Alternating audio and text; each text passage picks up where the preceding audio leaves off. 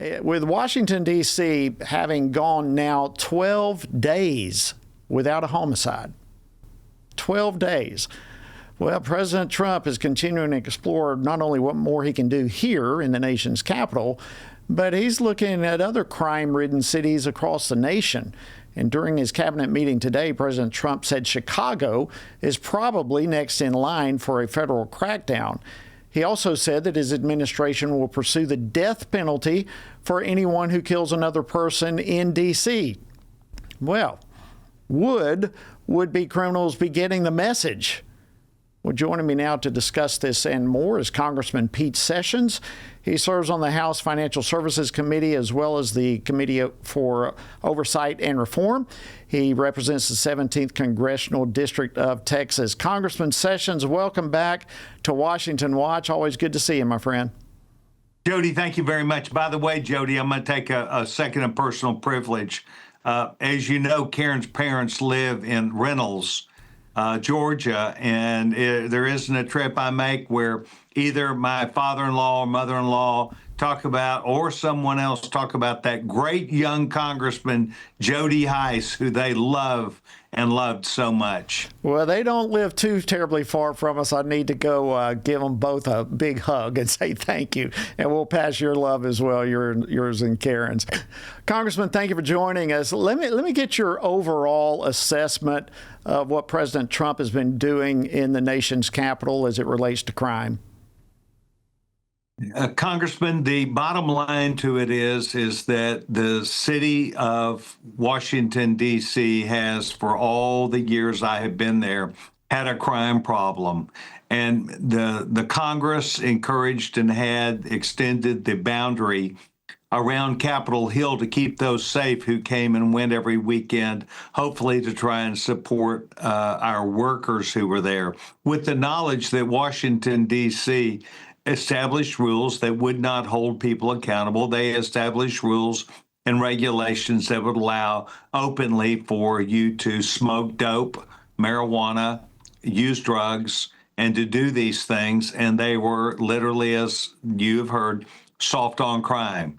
Then several years ago, we had the D.C.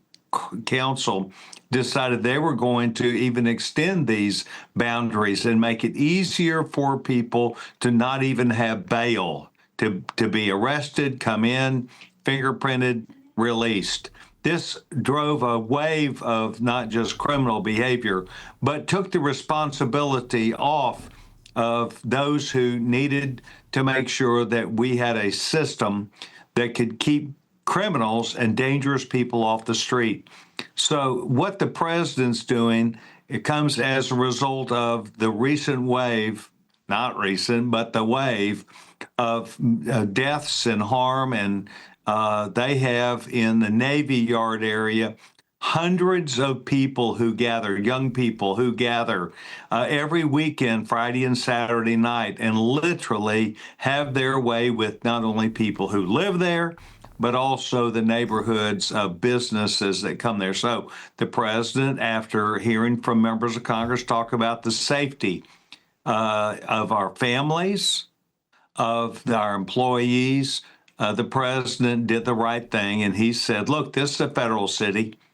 We've got to fix this. We can fix it. And so what we're hopeful is that this will allow the opportunity, with the National Guard being there, for police to be able to do their job. It is their mainline job to do this, and the guardsmen are there to keep order. As you suggested, no homicides in Washington, D.C. for 12 days. And that may be a record, but what it is an indication that criminals have understood it. Lastly, the crime problem has been also been caused as a result of the sanctuary city policies that Washington, D.C. has and continues to have.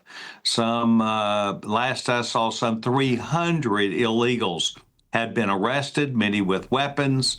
And so I think this is a positive thing. Jody, if you still had your family there, if you still had employees there, and I know when you were there, you did much to try and draw the attention of this, but we had Joe Biden. So there's a lot to be said for crime control and what our great young president is doing.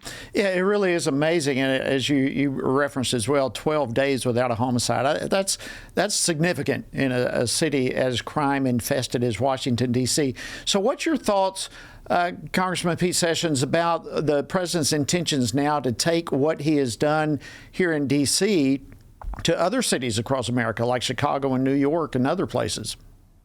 Well, taking this road show on the road would be seen by the American people, at least who live in these cities like Chicago or other cities, I think in a positive way. It's to really be seen by me how he will offer that justification, whether he would do it with National Guard members that, like Chicago, I don't know the law related to bringing others in from outside of Illinois to serve. But I will tell you that there are plenty of law-abiding citizens who not only respect and appreciate what the president's doing, but we've got to get a handle on it and turn the tide. And I think that it's the right thing to look at, have a national debate about, and expect that we have had enough of this crime, lawlessness, and the deaths that come from this.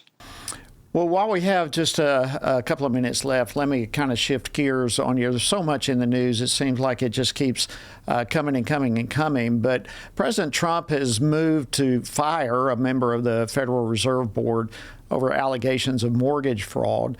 And he actually made the comment along the lines that we need people who are 100% above board, and that it doesn't appear as though she was. What's your thoughts on this development? You think this is a good step in the right direction, or you have question marks?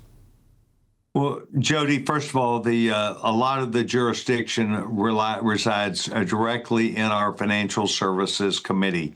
And I'm sure that there will be a lot of debate. As you know, we're divided, not just Republican, Democrat, but what I would say socialist against those of us who are for making America great again. And so the distinction that happens here is that even the major newspapers have admitted that there's evidence that this woman did, within a matter of days, create a circumstance where she signed a document that she did not have any other property that she was claiming as a homestead. She did two of them within a short period of time. This is commonly known as a violation of the law, but it is in particularly bad when you serve in the federal government on the Board of Governors for the Fed. And so I think the president's rightfully looking at this issue. It's a background investigation that evidently the prima facie case would say the records indicate this unless they find something different. But this is the same kind of I think, taking advantage of the law that we've seen several members of Congress and perhaps senators have, who claim a residence in both places where they might live. And that is not what it's designed for. It's designed for one person to have one location where they claim their residence. And I well understand members of Congress are probably required to have two places, but only one of them could be claimed as a homestead.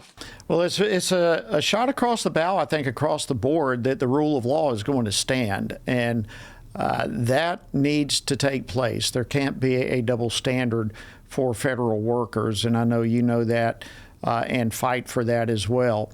Congressman Pete Sessions, always an honor to see you. Thank you, as always, for joining us again on Washington Watch. Blessings to you and your family. My brother, thank you so very much. You look very fit and very happy, Jody. May you be with the Lord this afternoon. Thank you. Thank you.